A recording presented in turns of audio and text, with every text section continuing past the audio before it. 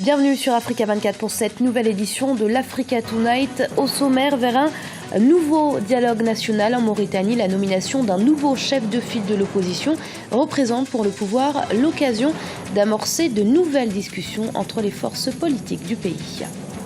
L'Angola célèbre son indépendance ce 11 novembre, l'occasion de revenir sur les performances économiques de ce pays du sud-ouest africain, 12 ans après la guerre civile. Et en ce 11 novembre 2014, qui marque également l'anniversaire de l'armistice signé en 1918, retour sur les tirailleurs sénégalais, des soldats africains qui ont combattu aux côtés de la France pendant les deux grandes guerres, certains au prix de leur vie. Le Conseil constitutionnel mauritanien a récemment installé El-Hassan Ould Mohamed, le maire d'Arafat, une commune de la capitale Nouakchott, au fauteuil de chef de file de l'opposition démocratique. Il est issu du parti des islamistes Tawoussoul, deuxième force politique du Parlement avec 16 députés.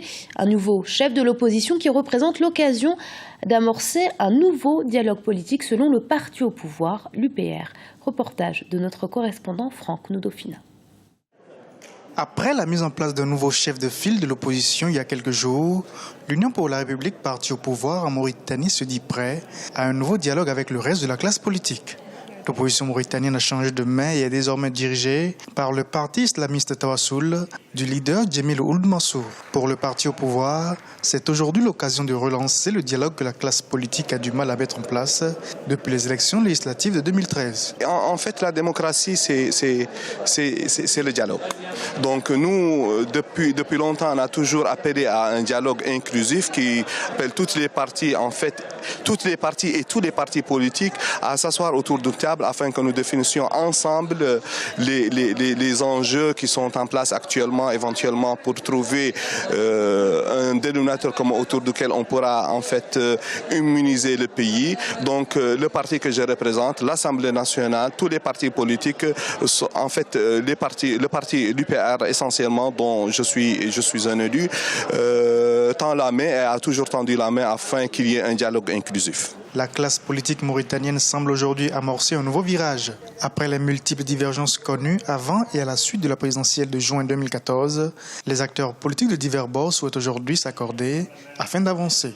Même si l'idée d'un dialogue n'est pas encore acceptée par toute la classe politique, notamment l'opposition radicale, beaucoup reconnaissent aujourd'hui sa nécessité. Le parti Tawasoul de l'opposition veut aujourd'hui s'engager pour un nouveau visage de la classe politique. Nous souhaitons remettre sur la table de façon urgente les questions de pauvreté et de retard administratif. Nous souhaitons faire cesser la crise de confiance qui a régné jusque-là.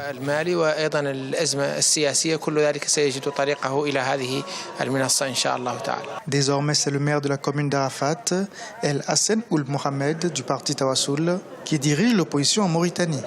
Une aubaine pour l'opposition islamiste.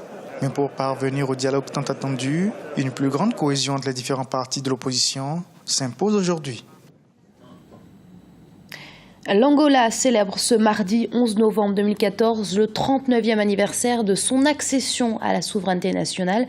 Près de 40 ans après la fin de la colonisation et 12 ans après la fin de la guerre civile, le pays a enregistré des performances remarquables, sociales mais aussi économiques, comme nous l'explique Aminata Diak. L'Angola célèbre ce mardi 11 novembre 2014 le 39e anniversaire de son indépendance, caractérisé par de grands changements sur le plan politique, économique et social. Le pays est dans une phase de consolidation dans de nombreux domaines et bénéficie des acquis de la paix 12 ans après la fin de la guerre civile. 39 ans après l'indépendance de l'Angola, le pays se porte très bien avec beaucoup de rentrées de fonds de pétrole et un pays qui est dans une phase de réconciliation après, disons, la signature des accords, parce qu'on sait bien qu'il n'y a plus de rébellion en Angola. Mais c'est un pays en même temps qui a beaucoup de ressources et qui a beaucoup de disparités au niveau de la distribution de ses ressources, beaucoup de gens qui s'enrichissent et beaucoup de gens qui s'appauvrissent. On pourrait dire que l'Angola est un pays en chantier. Malgré son dynamisme, l'Angola a encore de nombreux défis à relever, notamment en ce qui concerne le chômage des jeunes, l'éducation ou encore la diversification des activités économiques. Les défis à relever pour ce pays pourraient être notamment à l'endroit des jeunes qui sont au chômage et surtout dans le domaine des métiers et le domaine aussi de l'éducation parce que ce sont des domaines qui sont délaissés, oubliés et aussi, je dirais, un essor économique au niveau des régions, des provinces, plus que dans la capitale de Luanda. Et en même temps, un défi aussi, c'est essayer qu'il y ait moins de corruption dans ce pays. Du point de vue politique, l'Angola a retrouvé toute sa place dans le concert des nations. Dans la sous-région, le pays est pleinement investi dans le développement de la communauté de développement d'Afrique australe. Sur le plan international, il a fait son entrée en octobre dernier comme membre non permanent au Conseil de sécurité des Nations Unies. Sur le plan économique et social, le pays affiche une croissance soutenue avec une dette extérieure inférieure à 35% du PIB et une balance des paiements positive. Au Togo, l'actuelle constitution permet au chef de l'État, Faure Gnassingbé, de se présenter à sa propre succession indéfiniment. Afin de limiter le nombre de mandats présidentiels avant l'élection de 2015, deux partis de l'opposition togolaise vont tenter de présenter un projet de loi pour réviser la constitution. Hanan Faure. À quelques mois de l'élection présidentielle togolaise prévue début 2015, les partis de l'opposition et la société civile montent au créneau. Au programme de ce mois de novembre, une série de manifestations. Objectif, contraindre les autorités du pays à opérer des réformes avant la présidentielle. Il faut revenir à la constitution de 92 qui prévoit clairement une élection présidentielle à 2 tours, ce que nous demandons avec force et vigueur, et pas mal d'autres réformes qu'il faut faire pour permettre les conditions de transparence. Depuis l'adoption de la Constitution en 1992, le mandat du chef de l'État est renouvelable indéfiniment. La signature de l'accord politique de 2006 n'a rien changé à la donne. Pouvoir et opposition se livrent à un bras de fer. Depuis les années 90, le Togo a connu beaucoup d'accords politiques. Il faut rappeler que c'est la même famille politique qui est au pouvoir depuis 50 ans, qui se refuse à faire les réformes. En ce qui concerne le président actuel, qui est là depuis près de 10 ans, il a eu 10 années pour faire les réformes, il ne les a pas faites. À la tête du pays depuis 2005, le président Faure Gnassingbé a été réélu une deuxième fois en 2010. Le récent soulèvement populaire au Burkina Faso a replacé la candidature pour 2015 du président togolais dans le viseur de l'opposition. Le 11 novembre 1918 était signé l'armistice qui mettait fin au combat de la Première Guerre mondiale. En ce 11 novembre 2014, retour sur les tirailleurs africains, des hommes principalement issus de l'Afrique de l'Ouest, mais aussi du Maghreb, qui au moment où leur pays était des colonies françaises, ont combattu pour la France. Certains d'entre eux sont même morts pour la France, pourtant près d'un siècle après le début de la Première Guerre mondiale. De nombreux experts dénoncent le manque de reconnaissance envers ces soldats africains. Amina Tadiak. La France commémore ce mardi 11 novembre 2014 le 96e anniversaire de l'armistice qui boucle le centenaire de la Première Guerre mondiale, une guerre à laquelle des combattants d'Afrique subsaharienne s'étaient engagés sous le drapeau de la France. Ils étaient près de 300 000 hommes recrutés principalement en Afrique de l'Ouest à prêter main forte aux soldats français actifs sur les champs de bataille. Entre la déclaration de guerre de 1914, c'est-à-dire en septembre 1914 et février 1917, l'Afrique occidentale française, l'AOF, avait à elle seule fourni plus de 130 000 personnes.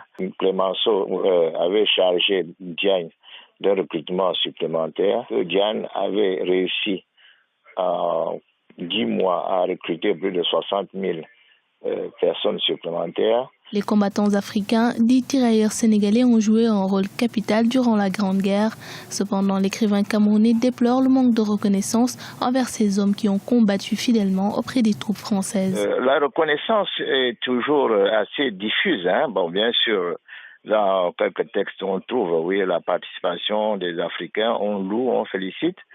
Mais en réalité, elle est moins forte, moins évidente. Cet apport a été très important Et on n'en parle pas beaucoup parce que, bien sûr, il y a eu des officiers, enfin des soldats qui ont été décorés, qui ont eu des décorations, des citations à l'ordre et tout.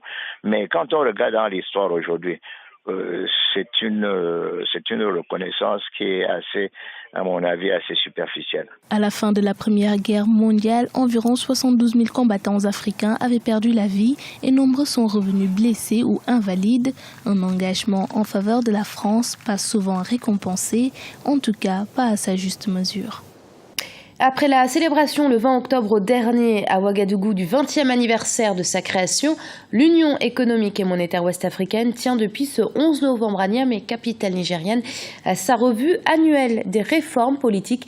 L'objectif étant de poursuivre les actions de renforcement de l'intégration régionale. Alafé Ouakili, directeur de l'intelligence d'Abidjan, nous explique les enjeux de cette rencontre.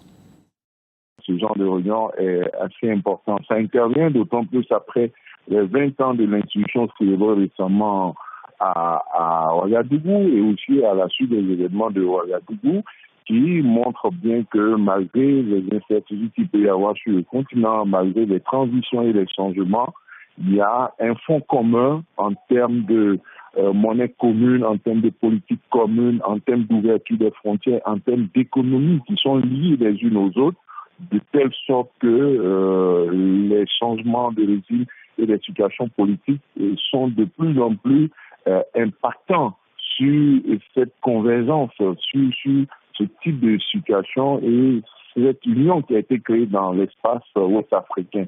Donc la réunion de Niamey devrait permettre de consolider cette dynamique-là, permettant de créer une union, permettant de renforcer les différentes économies de la sous-région.